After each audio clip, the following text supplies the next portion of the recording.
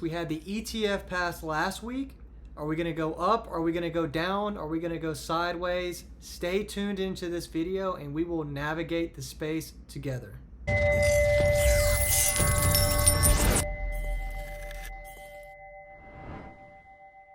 All right, guys, let's just jump straight into this. And I think it's appropriate to start with the Ether ETF approval, which happened late last week. This is a huge deal. This is easily one of the most important things that has ever happened in crypto. And I'm going to go into why, or I'm going to tie this back to the technicals and just kind of talk a little bit about why I think this is such a great opportunity. Right now, we're looking at Ethereum versus Bitcoin. If you don't know what that is Ether, the token, versus Bitcoin, as opposed to versus the dollar, which you usually see like this chart. We're going to look at this versus Bitcoin. It's very important, I think, to look at this versus Bitcoin because this explains really why Ether is in such a good position to have momentum to the upside. We can see going back about 2 years ago, over around 630 days, ETH has been declining versus Bitcoin, and it had a roughly 45% decline. The reason why this matters is because a lot of larger traders, okay, they don't want to be long ETH during this period. Why? Because they have bigger downside risk, and then when the market bounces, they're not actually outperforming Bitcoin. So why wouldn't you just hold Bitcoin? So the technicals was one of the reasons why people didn't want to hold ETH. Now, this is obviously rooted in fundamentals. People thought that ETF would be denied. So now that the ETF is approved, we have this 2-year-long downtrend versus Bitcoin being broken. This is an incredible opportunity for ETH because as the market starts to realize that ETH is likely to outperform Bitcoin, catching up to Bitcoin, and let me just show you what I mean by that. Bitcoin is at the highs right now. Okay, if we remove these indicators, Bitcoin is at all-time high effectively right now. It's a few percentage points away from all-time high. If we look at Ethereum, we can see that it's nowhere close to all-time high. Or let's just say it has quite a bit to go. Okay, about 25% to get to all-time high.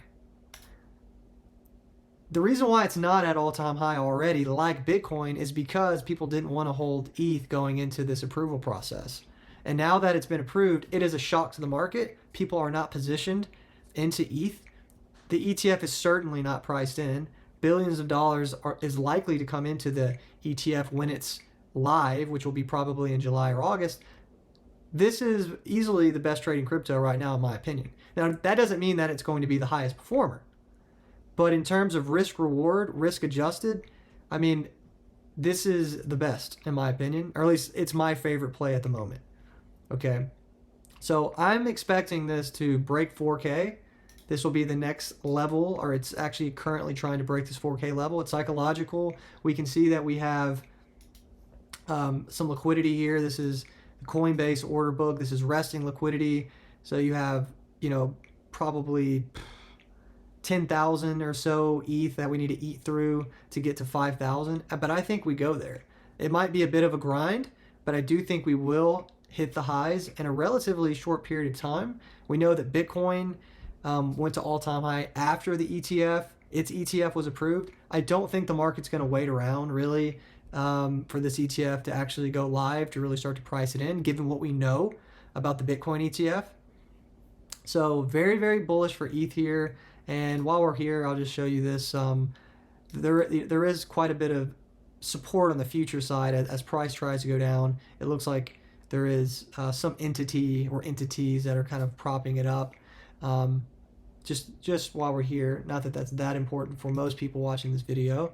What I do want to talk about while we're talking about data and stuff is, or while we're on Ether, is it looks like open interest for the CME. If you don't know what that is the Chicago Mercantile Exchange. This is legacy futures contracts, and we're seeing an increase in open interest. Specifically hedge funds, if you believe this data is correct. And I think that's really good. We want to see that legacy participants are trying to front run this ETF. We saw that with the Bitcoin ETF back earlier in the year, or really the end of last year, going into the beginning of the year. And we would like to see that now. So we're going to keep an eye on the CME data going forward. But it does look like we're starting to get a ramp up and interest in those contracts.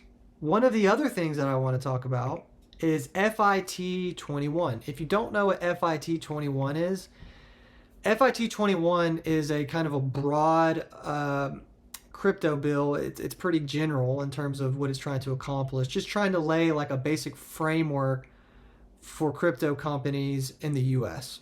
And there really isn't a lot of regulation or legislation for crypto in the United States. And that's been a problem for a lot of different companies because they kind of like don't really know, like for example, like Uniswap and some of these other exchanges and stuff, like they really don't know like what they're not supposed to be doing versus what they can do because the rules are a little bit murky there. So this will help address that. It will help companies kind of get some sort of compass on, guidelines, so to speak. And there is some critics to this bill. I'm not going to say that it's perfect. No bill is, right? There's always trade-offs.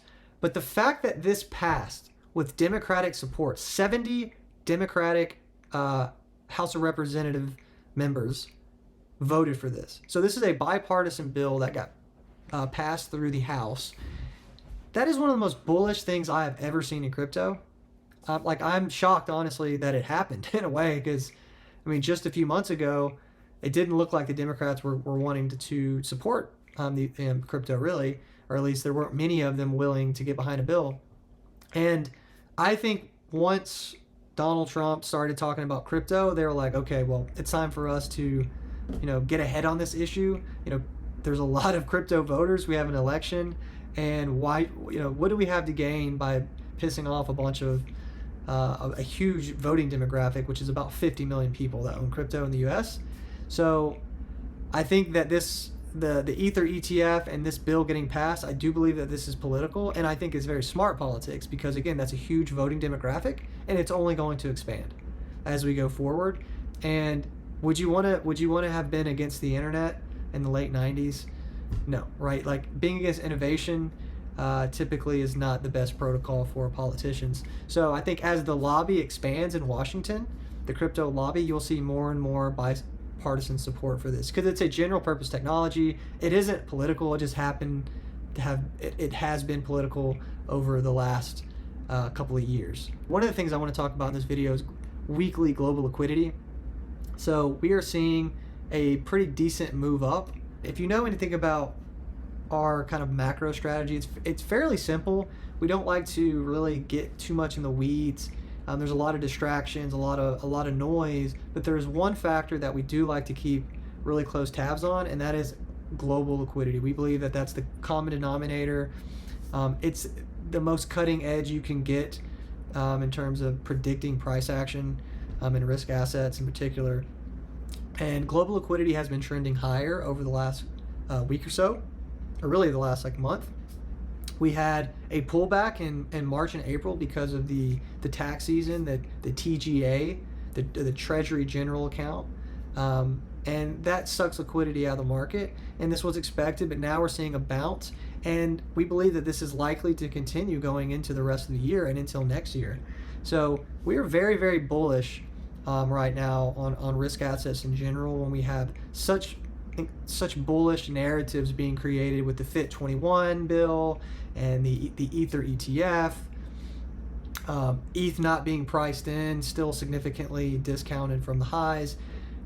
Very, very bright next few months in my opinion. Now we do know that summer can be very sideways and choppy, and we talked about that in previous videos. I do think this might kickstart the market, kind of like kick it into gear, but there are a few economic events on the calendar we should talk about this week, which is one of the reasons why I think we're kind of chopping around today, is because we have GDP on Thursday, and then more importantly we have PCE, which the core PCE is coming in on Friday.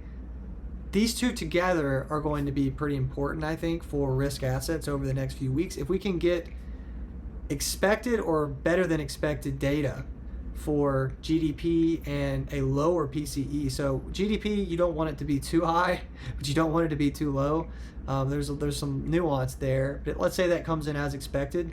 That would be bullish, I think. And then if we get the PCE come in lower than expected or as expected, I think crypto in particular is going to probably do pretty well going into the next couple weeks. Given the information that we have received from last week, it's clearly not priced into the market. The political shift in Washington is easily one of the biggest stories ever in crypto. So as long as these economic data points come in as expected or better, I think we should start to move out of the range that we've been developing. Okay, but let's talk a little bit about the technicals here. Okay, so we talked about ETH here, how it's currently at resistance. Roughly 4K is the resistance level it's going to be battling. It's in this kind of vertical accumulation channel here on the lower time frame. We can see that it is structurally very bullish above all of the meaningful moving averages, and really what we need this to do is hold. Ideally, you'd like it to hold above this 3,700 level. We can see that we've had buyers step up a few times as this has pulled back. And then if it wasn't, if it's not able to hold that level, we would want to see, minimum see some buyers come in around this. I would say from 3,500 to roughly 33. Definitely wouldn't want to see it get under this 100-day moving average, so 32. I would say these are reasonable levels. If we do get a pullback, if we get some economic data that the market doesn't like, you could see a pullback, particularly to this 3,500 level. But I'm not really expecting that necessarily. I'm just saying you have to be prepared for that. I wouldn't be surprised if it just cranks up to the highs here and probably starts to break loose to 5K. Again, Bitcoin's already at its high. Why? Because of the ETF, and I think the market is forward-looking enough and has enough bullish narrative to really start to price this in. Okay, especially given just how bullish the FIT, ETH ETF, and the shift in Washington in general all together. I mean, it's amazing. We've talked about that though. I want to talk a little bit more about the technicals on Bitcoin. If we look at Bitcoin here, it's above its 50-day moving average, its 100-day moving average, still very bullish. It is struggling to break out of this high up here, which is roughly 72K. This is kind of the, when we get above this level, people are going to get very bullish. And this is a major resistance level. This is the all-time high from previous cycle, and you have sellers stepping in that sold here. This is perfectly normal. This is bullish consolidation. You would want to hold, in my opinion, above this roughly like 65K level, which is right around that 50-day moving average. I wouldn't want to see this get underneath this 62, 63, given when you have really bullish narratives, you want to see constructive price action. So this is very constructive price action as long as it really stays above this area here, in my opinion. I wouldn't want to see it retest the lows, but if it did, I think it would be a good buying opportunity. But given kind of the narrative and the momentum that it feels like we're starting to build, I'd like to see this start to test the highs here sooner than not. I think Solana is also a good opportunity or a good token to keep an eye on. It's one of my favorite plays for the year. Solana has had a pretty big meltdown versus ETH, which is to be expected. It has generally, for most of the year, gone up, or over a higher time frame, it's pretty much gone up only versus ETH with some pretty big swings here. And now it's starting to look like you might have a kind of a top, but I'm thinking you're probably going to range within this area here for Sol ETH. And I'm mentioning this because I think once you start to create more constructive price action, a lot of people may begin to rotate into Sol. I don't think this is going to happen in the short term because the narrative is ETH, right? I'm just mentioning this now because at some point we'll probably be talking about a Solana ETF. This could be later this year or maybe next year. But I just think it's good to kind of put these things on your radar now. It needs to hold, in my opinion, above about 150-ish. We can see that it's above its 50-day moving average, its 100-day moving average. Quite bullish. It is potentially going to chop around more because of the factors I just mentioned, with kind of ETH sucking the attention, potentially sucking a lot of liquidity from the market. And we've talked a lot about meme coins. They've been on an absolute rampage lately. We'll start with Popcat. It's starting to kind of fill out a base here. I wouldn't be surprised if it comes and retests some lower levels here. Again, when it comes to these really small meme coins, I just want to put them on your radar. I'm not going to sit here and chart this thing out. It's like a $500 million market cap. It's pretty tiny. I think TA is a little silly, although I wouldn't say it's useless. Something like Pepe, completely different story. So if you're in the Discord, we talked about different levels here and the significance of these levels. We have just blown past these levels, and we're still in this bullish upwards, which looks like accumulation, believe it or not. The way that it's just grinding higher here, this is what's called price discovery, and it's pretty bullish. Now, obviously, you have to be careful with these things, considering how much it's moved up over the last week or so. But meme coins in general here, I mean, we can see Bonk also having a pretty spectacular move here. They're really starting to catch a pretty strong bid, and a lot of liquidity is starting to move over to the sector. I mean, it has been really over the last few weeks.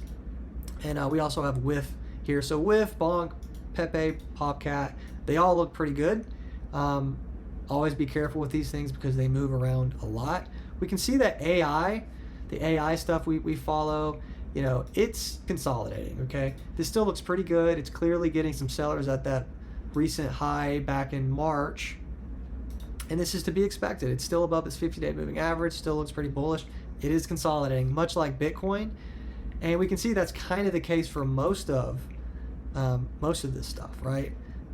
The AI stuff. Although I would say that Arweave here is starting to look a little bit weaker.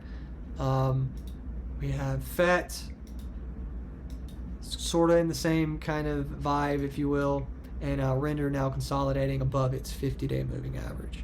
So I'm expecting these to probably chop around until Bitcoin breaks above its 72K resistance level and actually holds support there, or there's some kind of continuation of AI narrative. Okay, I think that's all we're going to cover today, guys. Until next time, happy hunting, friends. Hey, thanks for watching. Be sure to like and subscribe to our channel if you'd like more updates like this, and let us know in the comments, what do you think about today's video and DeFiancy update and insight? Also, make sure that you join our Discord, our free community chat, where we discuss things like this, what's going on in real time. Typically, our Discord community is the first to know what's happening, and we would love to see you there. Check the link in the description, and until then, we'll see you in the next DeFiancy Insight video. Bye for now.